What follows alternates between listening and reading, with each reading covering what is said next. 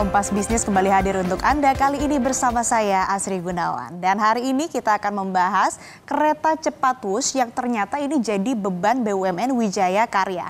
Di DPR pekan lalu, Saudara Direktur Utama Wijaya Karya Agung Budi Waskito ini curhat proyek kereta cepat Wush rute Jakarta-Bandung ini membebani keuangan Wika secara signifikan. Beban keuangan perusahaan konstruksi BUMN ini melambung tinggi dilihat dari sisi rugi perusahaan. Saat proyek Wush berjalan, Wika ini perlu mencari pinjaman untuk menambah penyertaan modal ini senilai 5,5 triliun di proyek konsorsium ini. Mengapa Wush membuat Wika berakhir menderita? Kita akan dengarkan penjelasan Direktur Utama Wijaya Karya Agung Budi Waskito.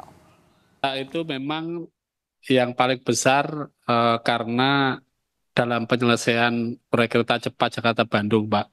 Yang memang dari penyertaan aja kita sudah 6,1 triliun, kemudian yang masih dispute atau kita belum dibayar sekitar 5,5 triliun, Pak. Sehingga hampir 12 triliun. Sehingga mau tidak mau untuk mendapatkan atau untuk uang ini mau tidak mau Wika juga harus melakukan pinjaman melalui obligasi ya. 11 triliun.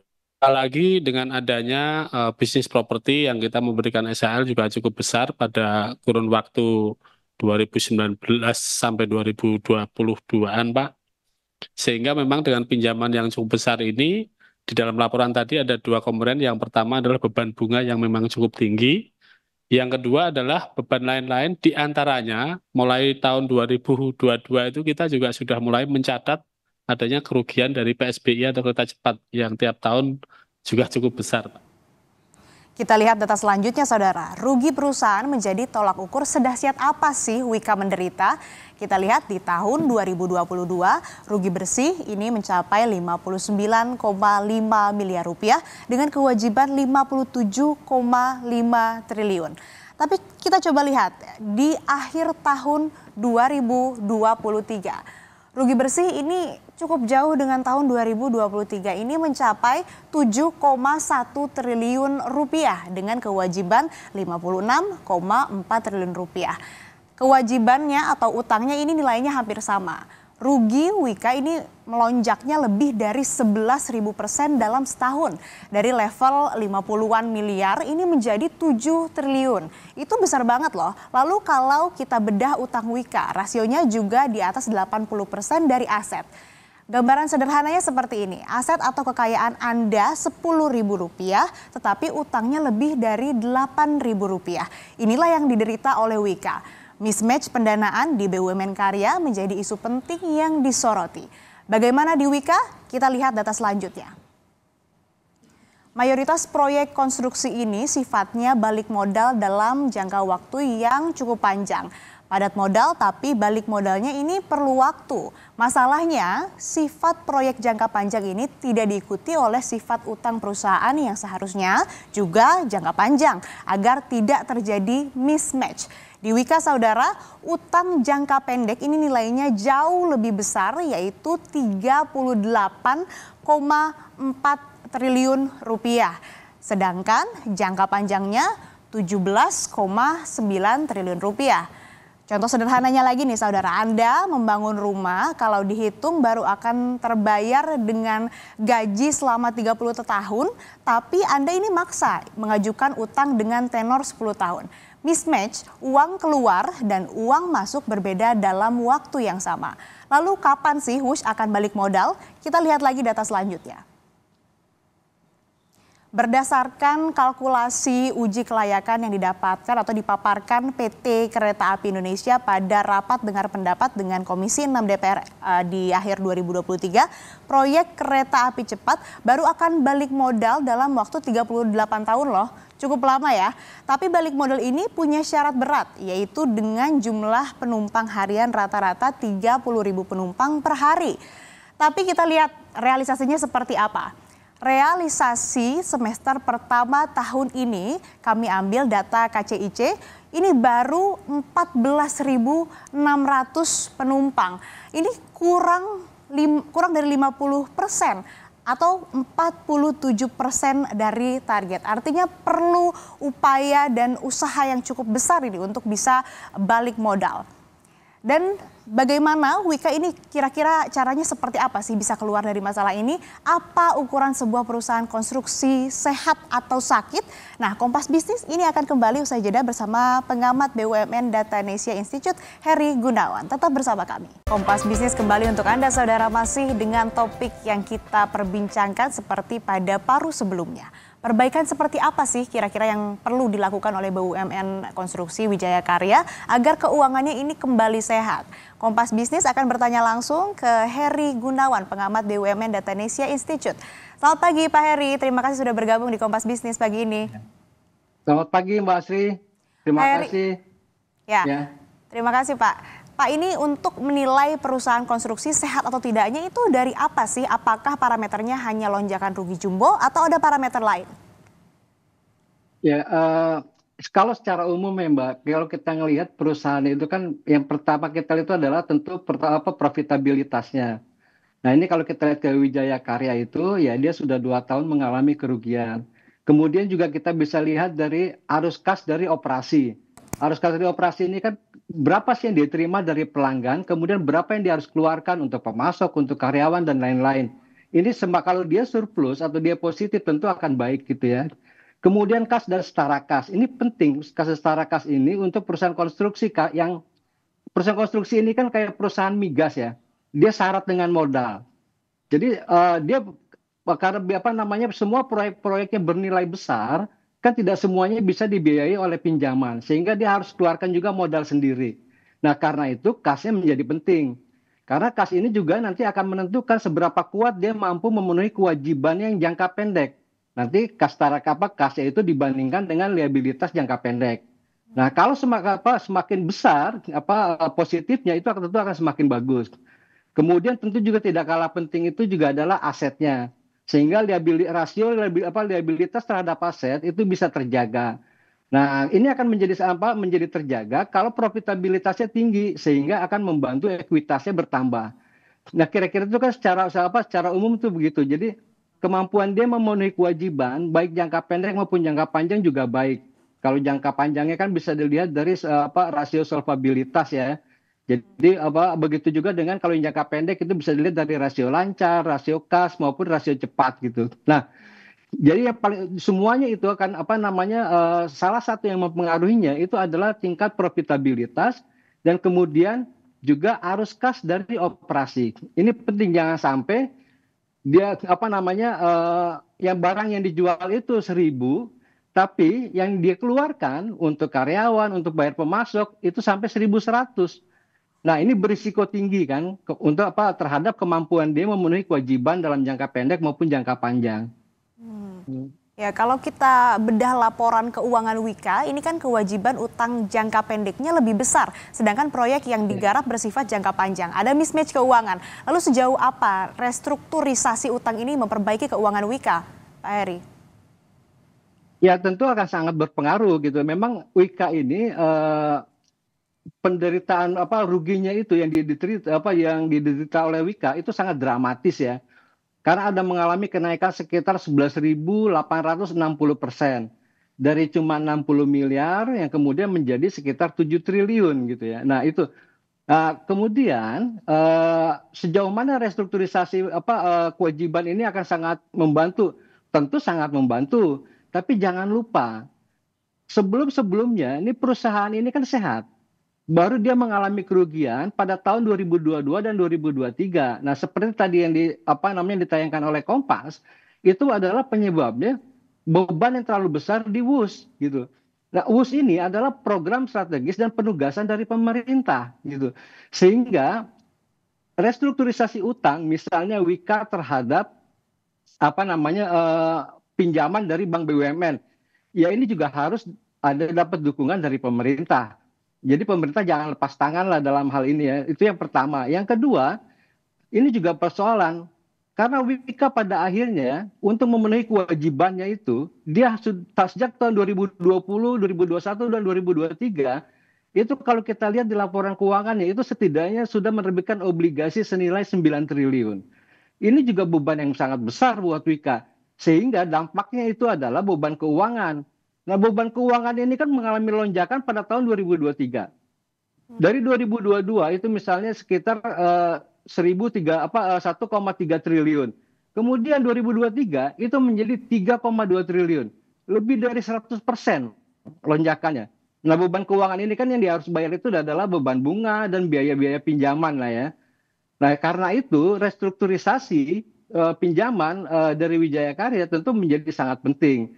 Nah, tapi kan karena dia yang diterbitkan adalah obligasi, dia mau restrukturisasi kepada pemegang obligasinya kan susah, terlalu banyak. Nah, dalam konteks inilah bagaimana respon pemerintah juga menjadi penting. Karena Wika itu juga harus diakui itu ada pembengkakan biaya di di konstruksi ya. Wika itu bebannya cukup lumayan loh. Wika itu kan leading kontraktor dari dalam negeri. Satu-satunya kontraktor dari dalam negeri itu adalah Wika. Wika itu setahu saya dia tuh membangun 3 stasiun. Kemudian ada pembangunan teknis yang lain yang dilakukan oleh Wika. Nah, karena ada pembengkakan biaya dari kontraktor utama ini, yang tentu saja dari Tiongkok ini. Nah, ini kan kemudian akan menambah beban pemegang saham. Wika itu pemegang saham di pilar sinergi BUMN itu kedua terbesar. Yang pertama kereta api di atas 50-an%, Wika sekitar 39%. Sehingga modal yang di-store oleh Wika itu juga besar sekali gitu di situ. Belum lagi dia ketika membangun konstruksi, itu Wika udah melakukan banyak hal di situ. Sehingga di situ ada cash out yang dilakukan oleh, jadi kan nggak bisa. Kalau membangun konstruksi itu uangnya nanti gitu kan nggak bisa gitu ya. Itu harus cash yang keluar pada saat itu juga. Nah, itu jadi selain ada pembengkakan biaya, tadi Wika juga terkena beban, dia menjadi leading kontraktor untuk dalam negeri. Nah, sehingga semuanya bisa berjalan seperti sekarang dan WUS sudah bisa dinikmati gitu. Oke, ini bebannya bertubi-tubi, tapi sebetulnya kenapa mismatch utang jangka pendek ini tidak bisa dimitigasi dari awal? Celahnya di mana? Sebenarnya bukannya nggak bisa dimitigasi ya. Jadi gini, ini kan gini, kalau itu misalnya proyek WUS itu adalah proyek yang memenuhi skala ekonomi gitu ya. Saya yakin itu manajemen Wika itu akan berpikir ulang untuk membangun WUS. Nah, tapi ini karena penugasan, ada BUMN yang berani menolak penugasan dari pemerintah? Kan enggak. Biasanya kan penugasan itu contohnya yang paling gampang itu, bukan hanya dalam WUS. Itu Trans Sumatera, itu juga kan penugasan, tidak memenuhi skala ekonomi, tapi harus dilakukan. Yang kemudian banyak membuat BUMN itu jadi korban. Jadi menurut saya ini bukan yang nggak bisa dimitigasi, tapi dia harus berkejaran untuk memenuhi penugasan yang dilakukan, dan ini banyak terjadi pada BUMN kita gitu. Oke, jadi ini masalahnya bukan soal memitigasi, tapi penugasan untuk BUMN sebagai agen pembangunan. Lalu Pak, pertanyaan selanjutnya, apakah penyertaan atau menyertakan modal negara atau PMN juga mampu memperbaiki keuangan Wika? Ke PMN ini prinsipnya itu adalah suntikan modal ya dari pemerintah yang dalam bahasa APBN disebut sebagai investasi pemerintah di korporasi. Nah, ini kan tujuannya satu untuk mendukung perekonomian nasional. Yang kedua adalah memenuhi kebutuhan hajat hidup orang banyak. Nah, dalam konteks WUS ini itu adalah yang pertama untuk mendukung perekonomian nasional, setidak-tidaknya itulah alasan yang dibuat oleh pemerintah. Nah, lalu apakah PMN ini akan berdampak positif pada restrukturisasi utang Wika? Tentu. Karena persoalannya sekarang beban keuangan Wika itu terlalu besar. Jadi kalau dia dapat PMN, maka dia bisa melakukan restrukturisasi, kan kemampuan modalnya menjadi kuat. Karena kemampuan dia menjadi kuat, kemampuan dia membayar kewajibannya juga menjadi kuat. Dan selain itu, itu kan bagian dari proses restrukturisasi kewajibannya. Tadinya kewajibannya 10 yang harus ditanggung oleh kas perusahaan, itu kan dengan suntikan modal, itu mungkin tersisa 3. Atau tersisa 2. Nah, sehingga ini membuat Wika itu akan bernapas lebih lega. Lebih leganya apa? Sehingga dia punya kekuatan cash, misalnya untuk melakukan proyek-proyek yang memberikan keuntungan dalam jangka pendek, gitu, atau jangka menengah. Jadi tentu ini sangat membantu gitu. Jadi itu bagian dari strategi bagaimana dia mengurangi beban yang harus dia bayarkan melalui kasnya gitu. Baik, artinya ini ada Nah, nafas untuk ekspansi begitu ya Pak ke proyek-proyek yang lebih ya, menguntungkan. Lalu ini betul. kita akan bahas soal kereta cepat yang sudah beroperasi Pak. Berdasarkan uji kelayakan ini estimasi balik modal Wush Jakarta-Bandung ini kan 38 tahun, tapi dengan syarat 30.000 penumpang per hari. Ya. Sedangkan kita tahu realisasinya bahkan belum mencapai 50% dari target. Lalu bagaimana Anda melihat aspek bisnis target dan realisasi ini Pak? Ya, kalau kita lihat hitung-hitungan yang pernah diungkapkan oleh PT Kereta Api sebagai leading konsorsium dari PT Pilar Sinergi itu BUMN kita, itu kan satu hari harus 30.000 penumpang. 30.000 penumpang itu dengan seperti itu maka kita akan balik modal pada 38 tahun. Kalau sekarang lihat realisasinya, walaupun ada tren mengalami kenaikan gitu ya, tapi kan baru di bawah 50%, katakanlah 50%. Kalau saja realisasinya bertahan di 50%, itu kan gampang kita bisa lihat berarti tingkat pengembalian investasinya itu menjadi 76 tahun. 38 tahun aja sudah sangat berat gitu ya. Nah, ini menurut saya gitu ya, ini harus ya pemerintah memikirkan bagaimana supaya WUS ini juga tidak akan menjadi beban karena sekarang WUS sudah menggunakan APBN. Tidak menjadi beban BUMN tapi juga tidak menjadi beban APBN.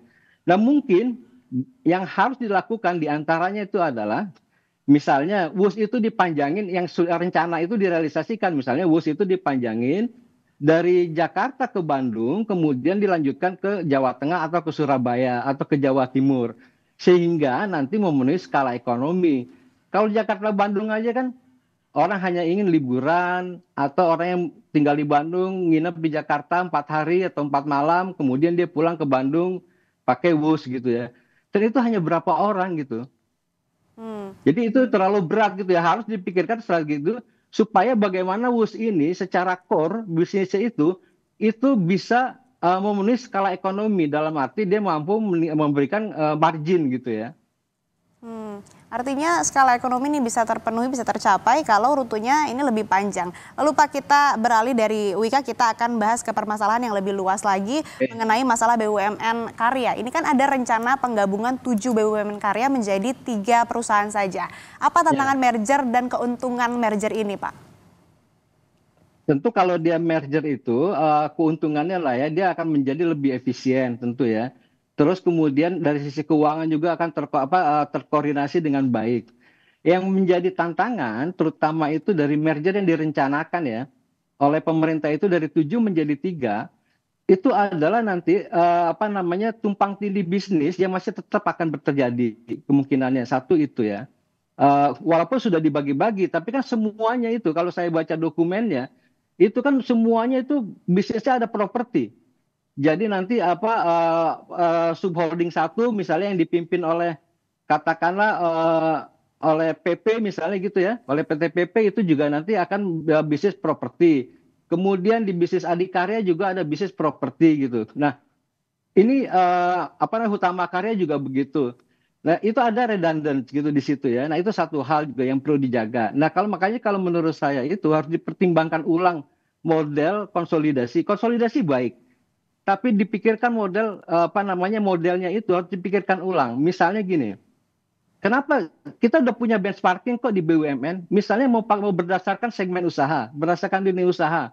Di situ udah ada contohnya misalnya Pertamina. Mau berdasarkan wilayah, di situ ada contohnya Semen Indonesia dan Pupuk Indonesia. Kalau ada yang kurang dari benchmarking ini kan tinggal diperbaiki. Jadi lebih jelas. Kalau saya malah lebih setuju kalau per wilayah. Kenapa? Itu akan memberikan manfaat lebih besar secara regional. Misalnya Hutama Karya bergabung dengan Waskita Karya, itu daerahnya misalnya ya Jawa Barat dan Sumatera misalnya gitu. Nah, kemudian Wijaya Karya dengan PT PP daerahnya adalah Jawa Tengah dan Kalimantan serta Sulawesi misalnya gitu. Nanti mereka jangan berkantor di Jakarta. Mereka berkantornya di wilayahnya masing-masing sehingga ada tenaga kerja bisa terserap. Kemudian ekonomi wilayah juga mereka bayar pajak juga di situ. Jangan semua berkantor di Jakarta gitu. Akhirnya semua aliran dana itu lalu lintasnya ada di Jakarta. Jadi itu catatan saya sebenarnya kalau terkait dengan ini ya, dengan apa, dengan merger itu. Terutama juga membenahi Waskita Karya yang saat ini merah, kemudian Wijaya Karya yang sudah 2 tahun ini juga kinerjanya merah gitu ya. Nah ini juga persoalan yang harus diselesaikan. Menurut saya sebelum merger, selesaikan dulu persoalan ini. Minimal seperti apa komitmen pemerintah. Jangan pemerintah ini seolah-olah gini, mohon maaf ya, dia melepaskan tanggung jawab. Ini ada karena penugasan misalnya Wijaya Karya kinerjanya merah dalam 2 tahun, kemudian minta tolong PP ditempelin ke PP itu supaya nanti PP itu bertanggung jawab di situ. Nggak bisa begitu gitu. Jadi pemerintah harus selesaikan dulu nih. Jadi semuanya itu apa namanya? Kalau memang ada lini bisnis, ya kan gini Mbak, menggabungkan pola-pola yang sekarang nih yang sudah dibuat sekarang oleh pemerintah. Misalnya Hutama Karya dengan Waskita Karya. Itu bukan menggabungkan 2 perusahaan loh. Kayak Waskita Karya itu kan ada puluhan perusahaan di bawahnya. Kalau nggak salah itu ada sekitar 30. Nah kemudian ada Hutama Karya. Mungkin ada 15 atau berapa gitu. Nah ini akan bergabung 40 entitas di situ. Gitu. Jadi nggak mudah gitu. Itu harus dibenahi dulu tuh. Mana yang masih layak dipertahankan, mana yang tidak apa segala macam baru dikonsolidasikan. Jangan asal main gabung aja begitu loh. Nah itu menurut saya juga harus diperhitungkan oleh pemerintah sebagai pemegang saham ya. Skenario-nya itu harus jelas gitu. Ya, banyak aspek yang perlu dipertimbangkan, yang perlu dikonsolidasikan, tapi juga ada sejumlah perusahaan atau sektor yang memang sudah berhasil merger, misalnya Migas, kemudian juga ada korporasi atau perusahaan lain yang memang ini mungkin bisa menjadi referensi bagi BUMN Karya untuk melakukan aksi korporasinya. Baik, terima kasih Bapak Heri Gunawan selaku pengamat BUMN Datanesia Institute telah bergabung bersama kami di Kompas Bisnis. Sehat selalu Pak. Terima kasih Mbak Asri, sehat-sehat.